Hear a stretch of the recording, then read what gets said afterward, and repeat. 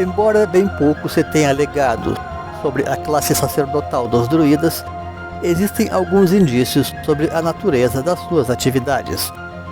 Além do que, são realmente muitos os traços da cultura celta conhecidos e que se perpetuaram em várias nações europeias e também naquelas que foram por elas colonizadas mundo afora.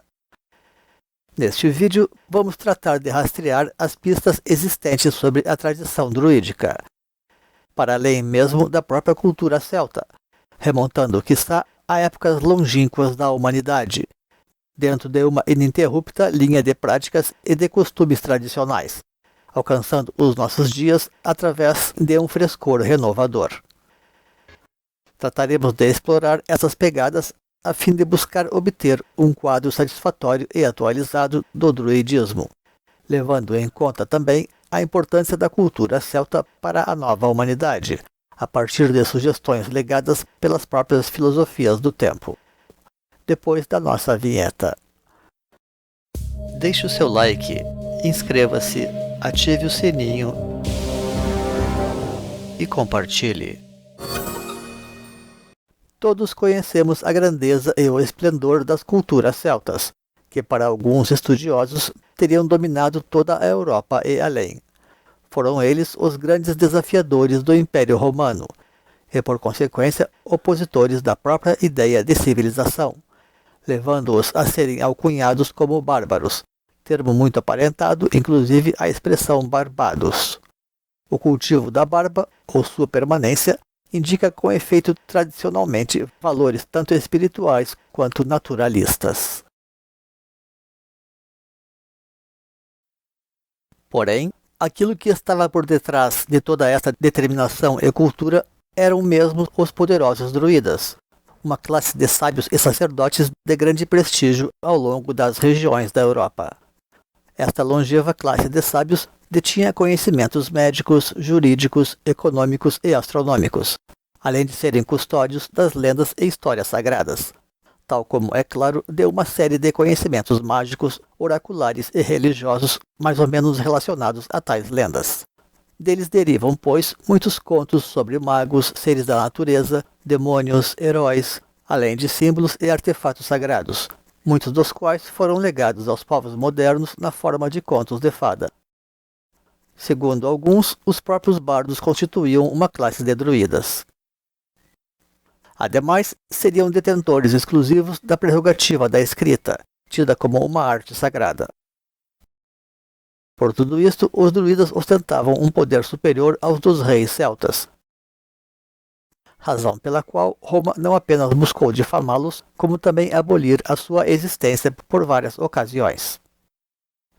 Mesmo assim, os registros da sua mera existência são raros, limitando-se a fontes antigas gregas e romanas, e com isto recai naturalmente sobre eles todo um imaginário, sendo comumente invocados nas histórias medievalistas como as lendas irlandesas e galesas, as sagas arturianas, passando pelos autores românticos dos séculos XVII a XIX e mais recentemente nas histórias de Tolkien e, é claro, de Asterix.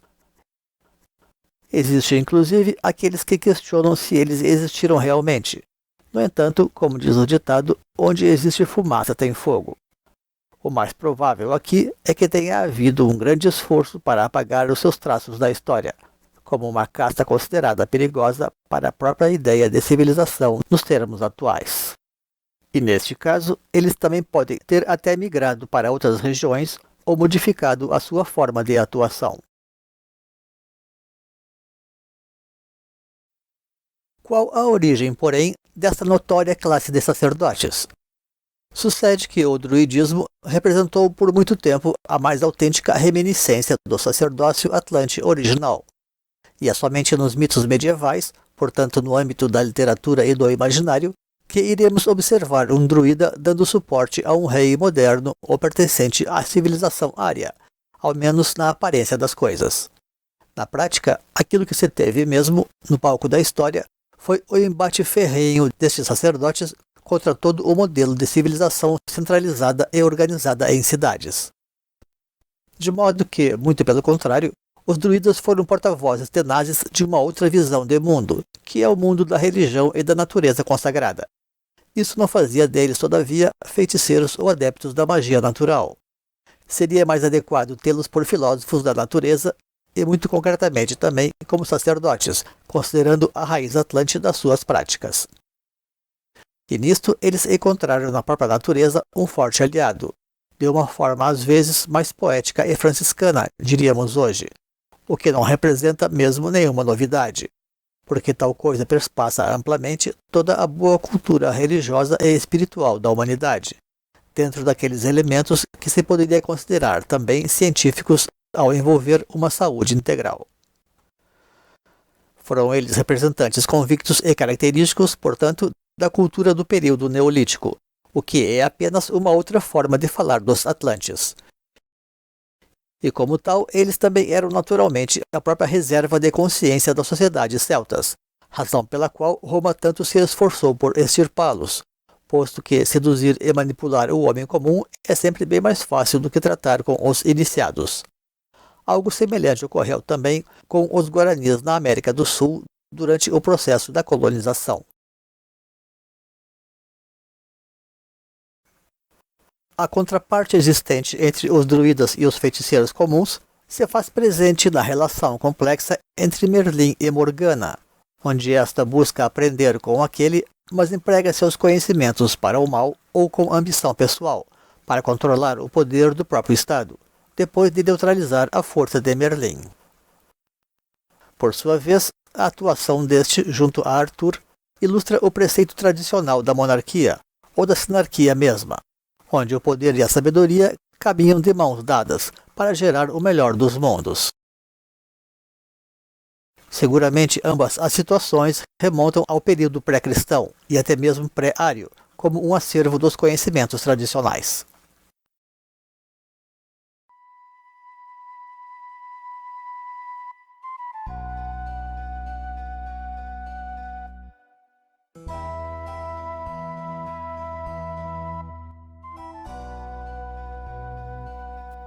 As práticas deste antigo sacerdócio foram perpetuadas nos seus templos quitônicos erguidos sobre menires, ou dolmens, e megalitos antigos, dos quais ainda existem exemplares bem conservados na Espanha, como é o dolmen de Soto, na Andaluzia, tal como aquele outro que as recentes secas revelaram em Cáceres, na Extremadura, onde também se observa uma espécie de muralha que poderia servir também como paredes para erigir um teto sobre o conjunto.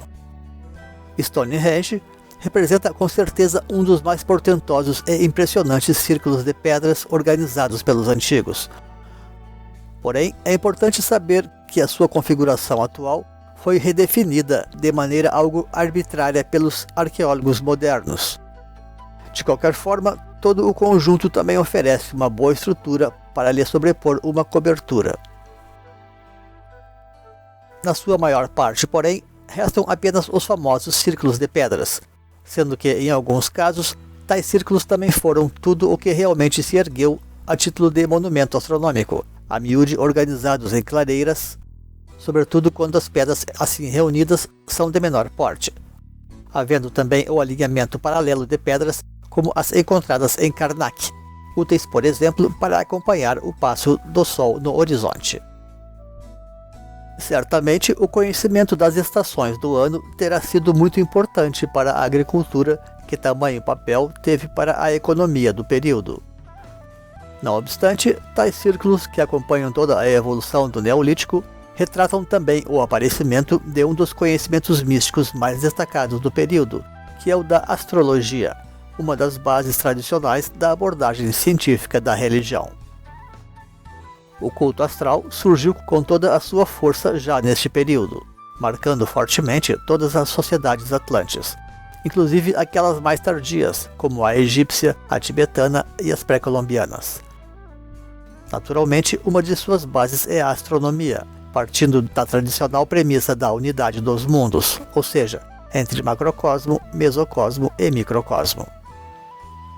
Tal conhecimento reflete, pois, uma etapa da evolução humana em que o indivíduo começa a ser tratado como um todo ele mesmo, com plenos potenciais de realizar sínteses superiores.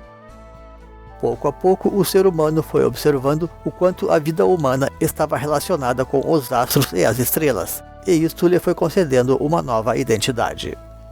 Os druidas eram os grandes detentores destes saberes e os transmitiam aos seus melhores alunos.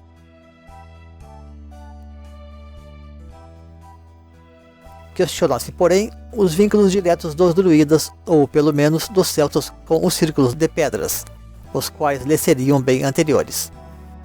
Na verdade, alguns até acreditaram que os druidas sequer seriam de origem celta, podendo derivar de um povo ou de uma ordem pré-céltica que vivia na Bretanha, Grã-Bretanha e Irlanda, mais ou menos como por vezes também se busca remontar os sufis a épocas anteriores ao Islã. Podemos pensar então que os druidas possam ter se refugiado nas ilhas da Grã-Bretanha e Irlanda a certa altura, a fim de proteger os seus antigos conhecimentos. É provável que, segundo as teorias de alguns autores românticos, enquanto ordem independente, os druidas realmente sejam muito antigos, atuando junto às populações em trânsito sem um vínculo étnico muito definido. Aquele que conhece o mecanismo das ordens sabe o quanto os seus representantes são realmente desapegados de questões externas, uma vez que os seus interesses centrais é promover o conhecimento superior e orientar as pessoas nos rumos das sínteses universais. A miúde, sábios de outras raças surgem de forma misteriosa para impulsionar novos ciclos culturais, ali onde percebem existir um potencial de maiores desenvolvimentos. Na verdade, muitas etnias, inclusive, derivam seus nomes de castas sacerdotais ou militares, como os incas e os caldeus. De modo que acreditamos toda a veracidade a essas correntes históricas para as quais os druidas remontam à Idade da Pedra.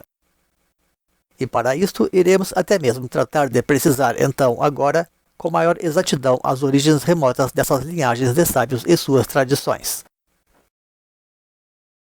As origens dessas construções circulares neolíticas remontariam notoriamente à antiga Göbekli Tepe na Turquia, de cerca de 12.000 anos de idade, com seus templos astrológicos vinculados aos mistérios do coração, tal como divulgamos em nossa série Atlântida, Os Segredos da Terra Incógnita. Deixaremos os links nas descrições. De modo que tivemos na própria Europa uma das ramificações mais diretas e longevas da grande tradição atlante original. Para alguns, os próprios sufis derivam daquelas mesmas fontes antigas, daí a ênfase no tema da devoção a Deus, tal como a própria natureza de suas danças cruciformes, conforme já temos demonstrado também neste canal. E neste caso, as similitudes do ciclo cristão teriam apenas reforçado tais procedimentos. Aliás, talvez tenha algum significado aqui o fato da Turquia ter contado também com povos celtas no seu coração. Quem sabe os sufis não representariam hoje, então, uma das mais bem preservadas imagens do antigo sacerdócio druida e neolítico atlante original. A Capadócia ficava, afinal de contas, exatamente a meio caminho entre Göbekli Tepe e a Europa. A antiga forma dos templos assemelhados a cavernas se preservou através das eras, sendo que a sua grande região de difusão tardia foi mesmo a própria Europa. Muito embora até na China se possa observar edificações semelhantes, geralmente com fins funerários.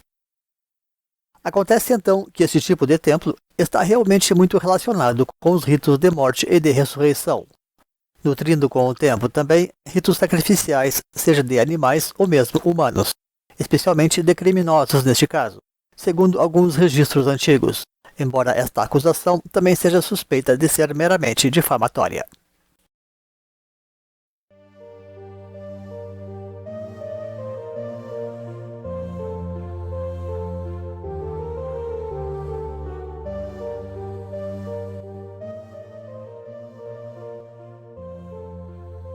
Não temos dúvidas de que a tradição druídica comungou profundamente com a espiritualidade medieval nas antigas florestas da Europa. Por muito tempo, a própria feitiçaria nativa foi tolerada no seio da cristandade, e seguramente os mais esclarecidos alcançavam ver virtudes na herança bárbara mundo afora. Afinal, a grande nação cristã fora forjada pela força destes povos, reunindo-se aos latinos para criar uma nova civilização. A extinção dos celtas é datada de 600 d.C., entrando assim na formação da cultura e do imaginário medieval. Os celtas veneravam a tríade, tal como se observa no seu simbolismo conhecido, mas também cultuavam a cruz, especialmente na forma da árvore da vida que unifica céu e terra. Os signos do seu zodíaco, inclusive, eram formados por árvores, o que também indica uma forma de astrologia vinculada à energia atlante ou à cultura do Neolítico. Ademais, suas festas sazonais faziam tributo cósmico a esta cruz, símbolo maior da herança sacerdotal atlante. Não é preciso insistir que tudo isso deriva da sabedoria druídica. Certamente, muitos padres medievais souberam receber estes dotes do espírito, alcançando um inspirado São Bernardo de Claraval, revivificador da Igreja, e dito Doutor Melífluo. Tão profundas suas palavras na defesa da fé, inspirando Calvino e Lutero. Considerado por muitos um verdadeiro druida, tal a forma como soube exaltar os mistérios da natureza. Utilizava ele o selo druídico da serpente escapando de um vaso quebrado, que representa a libertação das energias ocultas pelo sacrifício da forma.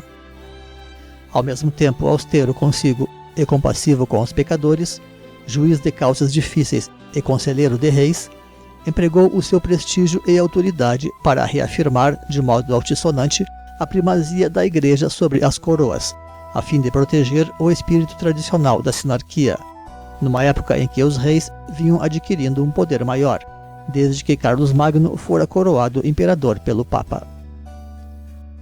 Como um guerreiro de Deus, insufla cruzadas e apadrinha os cavaleiros templários, cujo deus Bafomé muito tinha em comum com o popular deus Pan da Arcádia grega, o grande símbolo do panteísmo medieval. Será ele um incentivador do ideal do cavaleiro-monge e imprimirá nos templários um espírito solar de conquista universal. Até que essa sabedoria ancestral deságua na missão franciscana como num verdadeiro estuário na direção do oceano da eternidade, abarcando assim, certamente, as demandas da própria modernidade, depois do seu legado haver elaborado a obra espiritual da colonização do Novo Mundo neste subcontinente.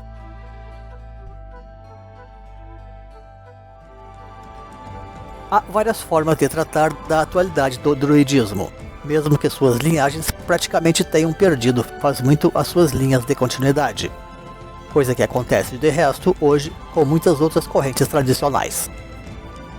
Nos termos da antropologia esotérica, tem-se abordagens gerais e específicas para valorar esta tradição em nossos dias, basicamente envolvendo os vínculos da nova raça raiz como uma nova Atlântida mais evoluída e espiritualizada. Vale notar também que, dentro das dinâmicas raciais da moderna teosofia, a quarta sub-raça ária seria a céltica, servindo assim como semente para a quarta raça raiz que agora surge. Considerando que a raça hoje emergente nas Américas, região para onde os primitivos atlantes também cedo migraram, é a quarta na sequência iniciada na Lemúria, dentre aquelas que constituem o presente Manvantara, sendo ademais a coroação deste ciclo maior.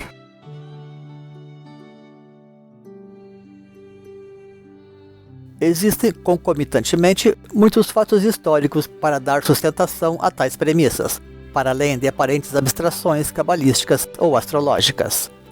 Na obra A Mutação do Mundo, o autor Ives Christian explica as correlações culturais e espirituais existentes entre a França e o Brasil, e ainda fornece importantes dados astronômicos sobre as relações entre o Brasil e a Nova Era. Devemos lembrar que o Brasil possui inclusive uma fronteira geográfica com a França através da Guiana Francesa. Os sábios franceses que atuaram na América do Sul no século XX eram ligados a diferentes escolas de pensamento, destacando-se então a grande escola francesa de mística e ocultismo com raízes na gnose judaico-cristã e na antiga teosofia de Claude de Saint-Martin e Martinez de Pasquale, tal como a própria yoga, com expoentes de grande penetração nos conhecimentos do Oriente. Por obra do destino ou com plena consciência de causa, todos vieram trabalhar, então, pela nova era e pela nova raça raiz, nessa região própria do mundo, que constitui o polo avançado da transição planetária, onde deixariam um legado de gerações de sábios e de iniciados para concretizar, assim, os altos planos da evolução. Quem pode dizer, afinal, que as vibrações dos antigos druidas, que abençoaram longamente aquelas regiões setentrionais, com suas presenças criando egrégoras poderosas, não pairam ainda hoje para estimular os esforços destes servidores? Contudo, este já deverá ser tema para um outro trabalho, dada inclusive a profundidade dos seus desdobramentos.